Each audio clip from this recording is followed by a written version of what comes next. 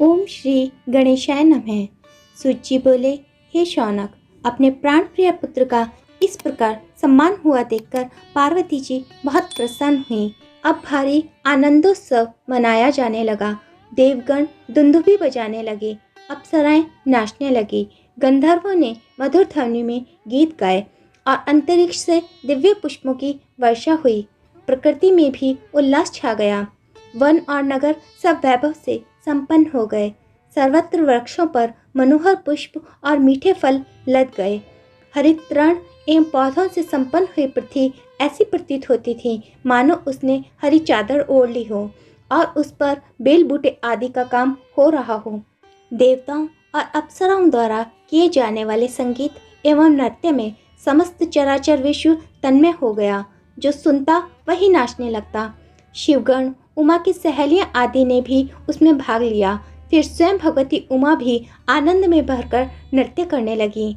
तब भगवान शंकर भी कैसे बैठे रहते, वे तो जागृति में सदैव नर्तनशील रहते हैं। इसलिए डमरू उठाया और नृत्य करने लगे। यह देखकर समस्त विश्व ही नृत्यात्मक हो गया। सभी दिशाओं में विद्यमान देहधारी आनंद मग्न होकर नृत्यरत थे। लगता था कि सारा विश्व ही नाच रहा है। इस प्रकार समस्त संसार आनंद मगन था। सभी के दुख दूर हो चुके थे। सर्वत्र सुख शांति का साम्राज्य छा गया। जब आनंदोत्सव पूर्ण हुआ तब ब्रह्मा विष्णु आदि सभी देवताओं ने सर्वानंद विग्रह भगवान गणाध्यक्ष का बारंबार पूजन किया तथा साथ में शिव की भी स्तुति की। तदुपरांत शिव, शिवा और गणपति से आज्ञा लेकर सभी अपने अपने धाम को चले गए। श्री गणेश जी का यह उपाख्यान सब प्रकार से अभीष्ट पूर्ण कराने में समर्थ है। इस परम मंगलमय आख्यान को जो उपासक सुसंयत मन से सुनता है वह समस्त मंगलों से संपन्न होता हुआ स्वयं भी मंगलों का घर ही हो जाता है। शौनक जी बोले, हे सूत जी, हे महाभाग, सुनते हैं कि एक बार भगवान शंकर ने भगवती पार्वती को किसी संतान दाता व्रत का उपदेश दिया था। वह व्रत अमोघ होने के कारण कभी निष्फल नहीं जाता। उस व्रत का अनुष्ठान करके गिरिजानंदिनी भी सफल मनोरथ हुई थी। हे प्रभु, आप उस उपाख्यान के भी पूर्ण जानकार हैं, अतः उसे मेरे प्रति कहने की कृपा कीजिए। सूत जी उस प्रश्न को सुनकर बड़े प्रसन्न हुए और कुछ देर मौन रहकर उन उमा का स्मरण करने लगे। तभी शौनक जी ने देखा कि उनके नेत्रों से प्रेमाश्रु निकल रहे हैं। सूत जी ने अपने नेत्र पहुँचते हुए कहा, धन्य हो शौनक, जो बार बार भगवान के अद्भुत चरित्रों के प्रति जिज्ञासा करते हो।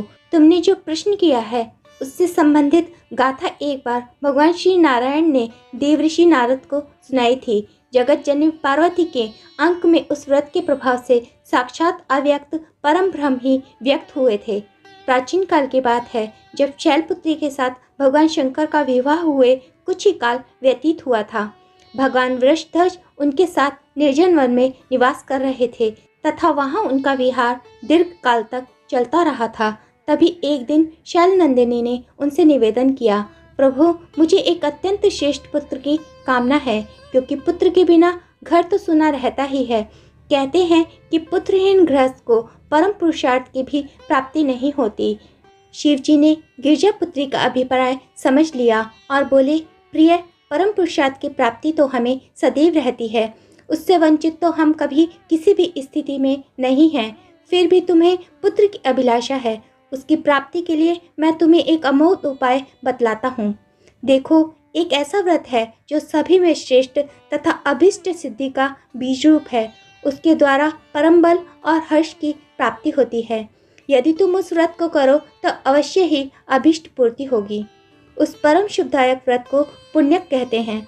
इसका अनुष्ठान 1 वर्ष में पूर्ण होता है। पार्वती जी उस व्रत के विषय में सुनकर बहुत प्रसन्न हुई और उन्होंने देवादिदेव शिव जी से पूछा, नाथ, यह व्रत पहले भी किसी ने किया है क्या? यदि किया है तो उसका उपाख्यान मुझे सुनाने की कृपा कीजिए, जिससे मुझे व्रत की विधि का भी ज्ञान हो जाए और अनुमान लगा सकूं कि मैं उसे कर सकूंगी या नहीं। शिव जी बोले, हे देवी, यह व्रत कुछ कठिन नहीं है। पूर्व काल में इसे मनु पत्नी शत्रुपा ने किया था। वह अधिक आयु होने पर भी संतान न होने के कारण बहुत दुखी थी। जब उसे कोई भी उपाय दिखाई न दिया तो वह पति की अनुमति से लोक पितामह के पास ब्रह्मलोक में जा पहुँचे और वहाँ उनके चरणों में प्रणाम करके बोले, हे प्रभु, आप समस्त संसार के कर्ता तथा विजय के कारणों के भी कारण हैं।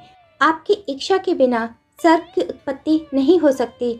हे दयालु, मेरी इतनी आयु हो गई है किंतु पुत्र नहीं हुआ, और पुत्र के बिना गृहस्थ जीवन सर्वथा नीरस एवं व्यर्थ ही रहता है। विद्वानों का कहना है कि पुत्रहीन दंपत्ति का जन्म एवं वैभव किसी भी काम का नहीं होता। यद्यपि जप तप दान धर्म का पुण्य जन्मांतर में श्रेष्ठ फल देने वाला कहा गया है, फिर भी इस लोक और परलोक दोनों में ही सुख, प्रसन्नता और मोक्ष की प्राप्ति का साधन पुत्र ही है। हे लोक पितामह, पुत्र के द्वारा पुम नामक नरक से रक्षा होती है, इसलिए वह परलोक में भी आनंद का होने वाला कहा गया है। हे देव, कृपया मुझे यह बताने का कष्ट करें कि मुझ जैसी पुत्रहीन स्त्रियों को पुत्र की प्राप्ति किस उपाय से हो। हे दीनबंधो, मैं पुत्र के अभाव में अत्यंत दुखी हूँ, अतएव कोई अमोघ उपाय बताकर मेरे अभीष्ट को सिद्ध कीजिए। ब्रह्मा जी मौन रहते हुए उनकी बात सुन रहे थे। उसने समझा कि पितामह कुछ उत्तर नहीं दे रहे हैं, तो निराश सी होती हुई बोली, प्रभु, यदि कोई उपाय नहीं हुआ तो मैं पतिदेव के साथ वन में जाना ही उचित समझूंगी। उस स्थिति में हमारे लिए पृथ्वी के राज्य, वैभव, श्रेयस आदि की कुछ भी उपयोगिता नहीं रहेगी। इसलिए उस सब को चाहे आप स्वयं संभालें अथवा किसी अन्य को दे दें। यह कहकर शत्रुपा अत्यंत दुखावेग के कारण चतुरानन के समक्ष फूट फूट कर रोने लगी। यह देखकर दयामय पितामह ने शत्रुपा को आश्वासन देते हुए कहा, देवी रो मत, शांत होकर मेरी बात सुनो। मैं तुम्हें एक ऐसा उपाय बताता हूँ जो सभी कामनाओं की सिद्धि करने वाला है। उसके द्वारा धन, संतान, सत्कीर्ति, स्त्री को पति और पुरुष को पत्नी की प्राप्ति होती है। उसका अनुष्ठान करने पर निश्चय ही भगवान श्री हरि के समान पराक्रमी, ऐश्वर्य संपन्न एवं महाशाली पुत्र की प्राप्ति होती है। शत्रुपा ने पूछा, पितामह, इस व्रत का नाम क्या है तथा कब से आरंभ करना चाहिए? इसके अनुष्ठान में किस देवता की उपासना की जाती है? सो सब मुझसे कहने की कृपा करें। चतुर्मुख ने बताया, इस व्रत को पुण्य कहते हैं। इसका अनुष्ठान माघ मास के शुक्ल पक्ष की त्रयोदशी से आरंभ करना चाहिए। इसमें समस्त भोग और मोक्ष के देने वाले परम ब्रह्म श्री कृष्ण की आराधना की जाती है। व्रत आरंभ के प्रथम दिन उपवास करना चाहिए तथा दूसरे दिन प्रातःकाल ब्रह्म मुहूर्त में उठकर शौचादि से निवृत्त होकर शुद्ध स्वच्छ जल में स्नान करें। तदंतर आचमन आदि करके भगवान श्री कृष्ण को अर्घ्य प्रदान करें। उसके पश्चात नित्य कर्म करें और फिर पुरोहित का वरण करके स्वयं स्तिवाचन, कलश स्थापना एवं व्रत का संकल्प करें। फिर प्रथम पूजा के अधिकारी गणेश्वर का पूजन कर गोलोक धाम निवासी भगवान श्री कृष्ण का षोडोपचार पूजन कर इस महान व्रत का अनुष्ठान आरंभ करें। तदोपरांत सौंदर्य, नेत्र ज्योति, पति सौभाग्य आदि की अक्षुण्णता के लिए विभिन्न वस्तुओं के समर्पण का निर्देश करते हुए पुत्र प्राप्ति के लिए समर्पण का इस प्रकार उपदेश किया। देवी, पुत्र की कामना से किए जाने वाले अनुष्ठान में कूष्मांड, नारियल, जंबीर और श्रीफल का समर्पण किया जाता है। अनुष्ठान काल में प्रभु की प्रसन्नता के लिए अनेक प्रकार के संगीत वाद्यादि के साथ भगवान श्री हरि का गुण कीर्तन करना चाहिए। उनकी विशेष कृपा प्राप्त करने के लिए सुगंधित पुष्पों की 1,00,000 मालाएं अर्पण करें। उसके पुष्प सुंदर, स्वच्छ एवं बिना टूटे हुए हों। प्रभु को भोग रूप में अनेक प्रकार के मधुर एवं सुस्वाद व्यंजन समर्पित करने चाहिए। भगवान की परम प्रसन्नता प्राप्त करने के लिए तुलसी दल युक्त शुभ गंध से समन्वित पुष्प भेंट करें। यदि जन्म जन्मांतर में धन धान्य की स्मृति की कामना हो तो नित्य प्रति 1 सहस्त्र ब्राह्मणों को तृप्ति कर भोजन करावें और दक्षिणा दें। नित्य प्रति पूजा काल में प्रभु विग्रह के चरण कमलों में सुगंधित पुष्पों की 100 अंजुलियां समर्पण करके प्रणाम करना चाहिए। व्रतारंभ से 6 मास तक अंगहीन धान, मूंग, मटर, जौ, तिल, साठी, चावल, तिन्नी, दूध, घृत, शर्करा, घी में पकाया हुआ अन्न, लौंग, पीपल, जीरा, सैंधव, समुद्र लवण, मूली, बथुआ, इमली, आम, संतरा, कटहल, केला, हरड़, आंवला इत्यादि हविष्यान्न का सेवन करें। फिर 5 मास तक मधुर फलों का आहार और 1 पक्ष तक हविष्य का आहार करें। शेष 15 दिन निराहार रहें। केवल जल का ही सेवन करें। रात्रि में भी कुश के आसन पर जागरण करें तो अधिक फल होगा। व्रती को संयम से रहते हुए केवल श्री हरि में ही ध्यान लगाए रखना चाहिए।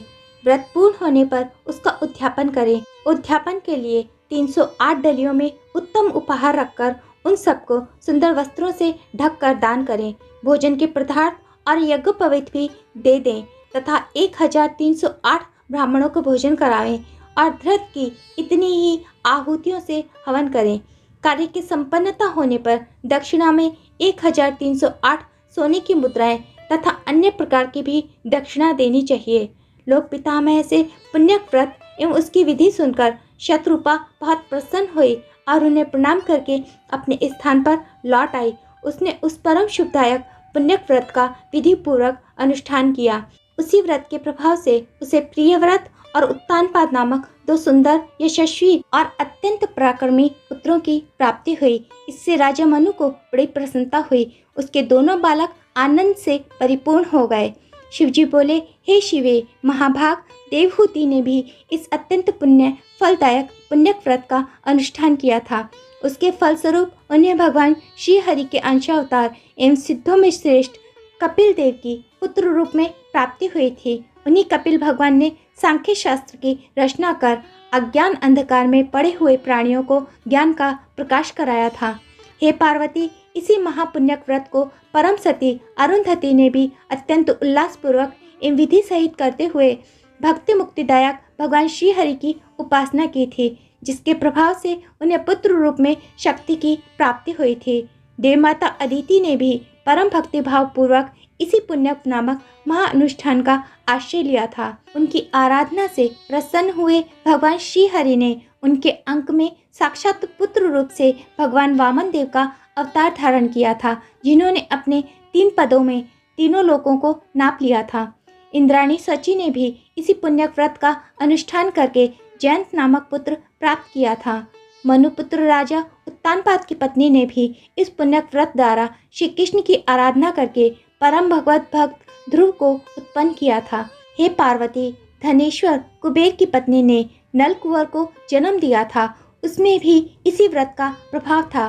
सूर्य पत्नी ने मनु को तथा महर्षि अत्रि की पत्नी ने चंद्रमा को पुत्र रूप में उत्पन्न किया था। हे शुभे, महर्षि अंगिरा को परम विद्वान एवं महिमामय देवगुरु बृहस्पति की पुत्र रूप में प्राप्ति भी इसी व्रत के प्रभाव से ही हुई थी। शैलनंदिनी भृगुपत्नी को भगवान नारायण के अंशभूत परम तेजस्वी दैत्य गुरु शुक्राचार्य की जो प्राप्ति हुई थी, उसमें भी इसी पुण्यक व्रत का प्रभाव निहित था। राजेंद्रों की महारानियों और देव पत्नियों को यह व्रत अत्यंत आनंद देने वाला एवं सुख साध्य है। अन्य साध्वी स्त्रियों के लिए भी प्राणों से अधिक प्रिय, सौभाग्यवर्धक एवं समस्त कामनाओं को पूर्ण करने वाला है।